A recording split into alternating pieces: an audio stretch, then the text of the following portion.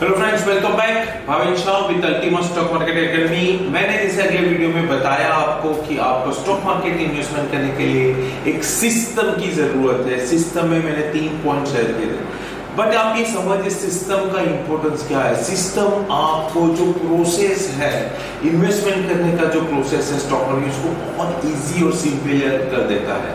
जैसे एक छोटा सा एग्जांपल, अगर आप फ्लाइट में बैठे हो, फ्लाइट कितनी हाइट पे है, फ्लाइट को कहाँ पे जाना है, फ्लाइट के बाहर टेम्परेचर क्या है, फ्लाइट कौन सी स्पीड पे प्लेन जा रहा है, तो ये सब कुछ आपको फ्लाइट के अंदर इतनी हाइट पे आपको मिलता है। वो एक सिस्टम का पार्ट है, राइट। तो सिस्टम का इंपॉर्टेंस बहुत ज्यादा इंपॉर्टेंस है। आप फ्लाइट में बाहर जाके चेक नहीं कर सकते अभी कितना टेम्परेचर है, राइट। तो ये सिस्टम आपको इन्फॉर्म करता है। वैसे ही सिस्टम आपको फॉलो करना बहुत ज्यादा जरूरी है। तो अभी आप एक क्या बोल सकते हैं कि आप जो इन्वेस्टमेंट कर रहे हो स्टॉक मार्केट में, इसको पीस ऑफ द माइंड के साथ और मोस्ट इंपॉर्टेंट प्लानिंग के साथ कर सकते हो। ये एक अगेन इंपॉर्टेंट पॉइंट है, प्लानिंग। जब भी हम वैकेशन के लिए जाते हैं हम डेफिनेटली प्लानिंग करते हैं। हमारे घर में कोई छोटा सा फंक्शन है तो हम प्लानिंग करते हैं, लेकिन जब बात आती है पैसे के इन्वेस्टमेंट की, तब प्लानिंग आप सबको मालूम है कि तहस नहस हो जाता है, कोई प्लानिंग नहीं होता है, या हम किसी के कहने पर प्लानिंग कर लेते हैं। बेसिकली आपको खुद सीखना चाहिए, आपको कैसे अपना कैश फ्लो को मैनेज करना चाहिए टुवर्ड्स इन्वेस्टमेंट, राइट। तो मैं आपको आज पहला पॉइंट शेयर कर रहा हूं जो है रिस्क मैनेजमेंट सिस्टम। आपके सिस्टम का पहला पॉइंट, आप जो भी सिस्टम जब अगर इन्वेस्टमेंट करते हो उसमें रिस्क मैनेजमेंट सिस्टम होना जरूरी है। रिस्क मैनेजमेंट सिस्टम मतलब क्या होता है, आपको उस हिसाब से स्टॉक में इन्वेस्टमेंट करना है, बाय करना है और उसके बाद उस टाइम पे एग्जिट होना है, तो जिसकी वजह से आपका कैपिटल प्रोटेक्टेड होता है। नॉर्मली हमारा क्या माइंडसेट होता है, नॉर्मली जो 95% पीपल 95% पीपल करते क्या है, उन्होंने स्टॉक ले लिया, राइट। अभी वो स्टॉक ऊपर जा रहा है तो हम थोड़ा प्रॉफिट लेके बुक कर देते हैं। लेकिन अगर हमने जो प्राइस से लिया वहां से थोड़ा ऊपर जाके नीचे आ जाता है तो हम रुके रहते हैं। 10% तक नीचे आ गया, हमें रुकना चाहिए।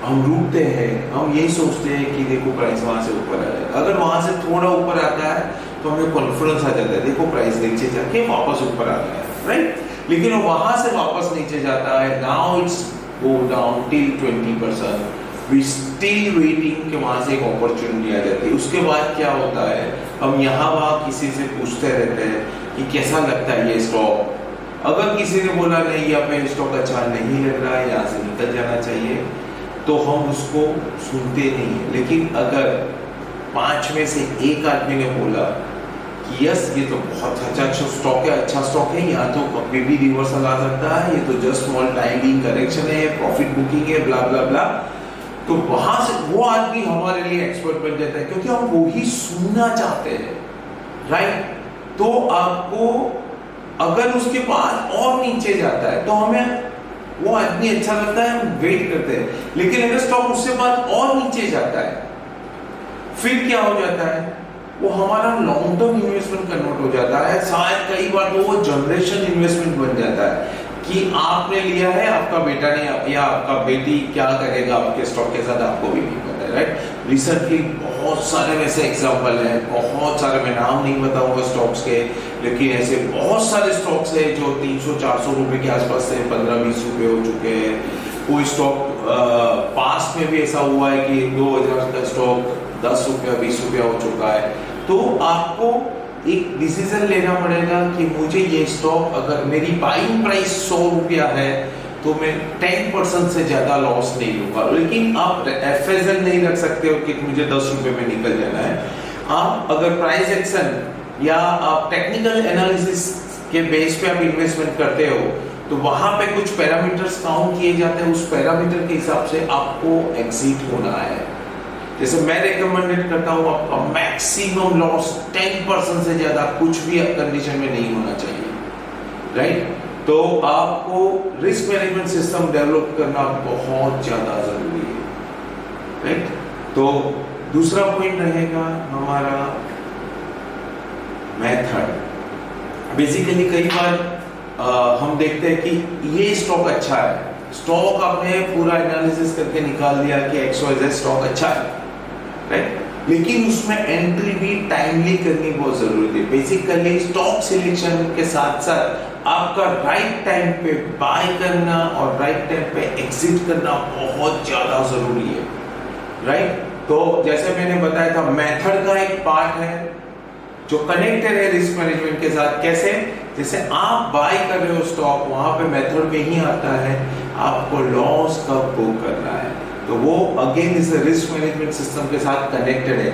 आपको लॉस बुक करना सीखना पड़ेगा, उसके बाद आप प्रॉफिट देख सकते हो। एक चीज याद रखना, हम मार्केट में आए हैं प्रॉफिट लेने के लिए, तो हमें क्या चाहिए? Maximum profit, right. तो बुक क्या करना चाहिए?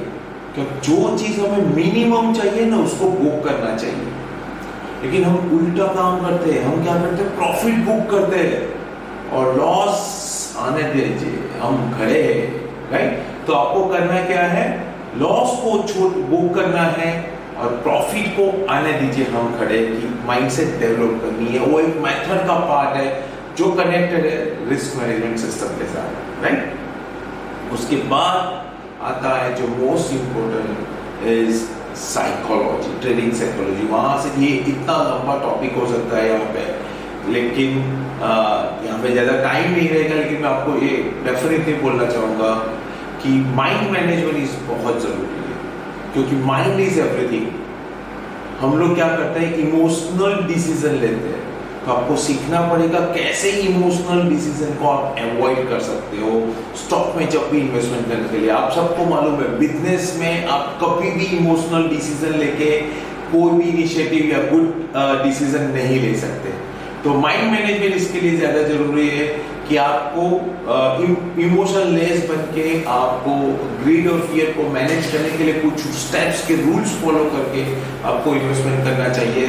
यस, मैं माइंड मैनेजमेंट पे पूरा एक डिटेल वीडियो भी आपके साथ शेयर करूंगा, लेकिन अभी आप एक सिस्टम बनाइए। सिस्टम में आपका 3 पॉइंट को कवर कीजिए, risk management system, method and mind management, right. This will definitely help you towards your good return on your investment. Stay connected with Ultima stock market academy. Like करिए, subscribe करिए, share करिए।